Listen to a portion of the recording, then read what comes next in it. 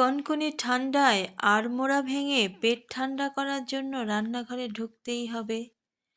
শীত একটু বেশি থাকায় সবার জন্য স্পেশাল সবজি খিচুড়ি রান্না করব। আসসালামু আলাইকুম।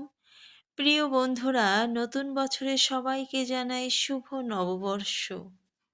2025 শেষ করে আমরা 2026-এ এসে পৌঁছে গেছি। আর এই নতুন বছরে মনে হচ্ছে অনেকটা সম্পর্ক থেকে বেরিয়ে আসব। যেসব জায়গা থেকে অপমানিত হয়েছি, সেই সম্পর্কগুলো আর এই বছরে টিকিয়ে রাখতে চাচ্ছি না। অনেক তো হলো। এবার শুরু হোক নতুন করে পথ চলা। বাকি আল্লাহর ইচ্ছা, দেখা যাক কি হয়। আর এই পাশে রান্নাটাও করতে করতে আমার পেঁপেটা সিদ্ধ করে তেলে দিয়ে দিলাম। আর সবজিটাও নেড়েচেড়ে রান্না প্রায় শেষের দিকে, খিচুড়িটা বসিয়ে দিয়েছে। আর এই যে ফাঁকে একটু বাইরের ভিউটা দেখে নিলাম। কখন যেন পিছনে এসে দাঁড়িয়ে আছে কর্তা ব্যক্তিটি, দেখতেই পেলাম না।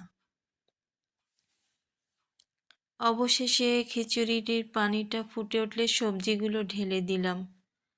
আর একটু নেড়েচেড়ে হয়ে আসলে নামানোর আগে একটু চিনি আর ঘি দিয়ে দেবো। শীতকালে ঘিটা জমাট বেঁধে পড়তেই চায় না। ঘি দেওয়ার পরে একটু ভালো করে নেড়ে চেড়ে দিলাম, কারণ এই অবস্থায় একটু নাড়াচাড়া করলে খিচুড়িটার ভিতরে ঘিটা চিনিটা ভালো করে মিশে যাবে।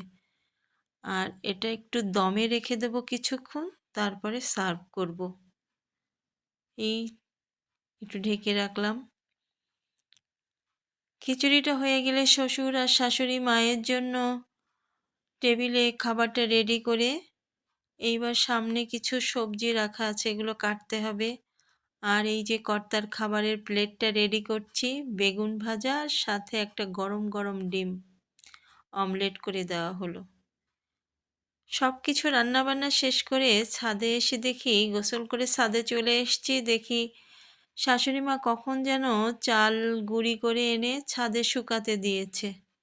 আর আকাশটা দেখুন, কেমন জানি একটা হালকা বাতাস। শীত একটু কম, কিন্তু বাতাসের শীতটা বেশিই লাগছে। রোদে একটু কাপড়গুলো নেড়ে দিয়ে খানিকক্ষণ বসে রোদ পোহাচ্ছি। এই যে আমি একা একা বসে রোদ পোহাচ্ছি। আর কত কিছুই যে তোলপাড় হচ্ছে মনের ভিতরে, আর একটা ঝিমুনিও ভাব চলে এসছে। কিছুক্ষণ বসে চলে যাব। সেই পর্যন্ত সবাই ভালো থাকবেন, পাশে থাকবেন। আল্লাহ হাফেজ।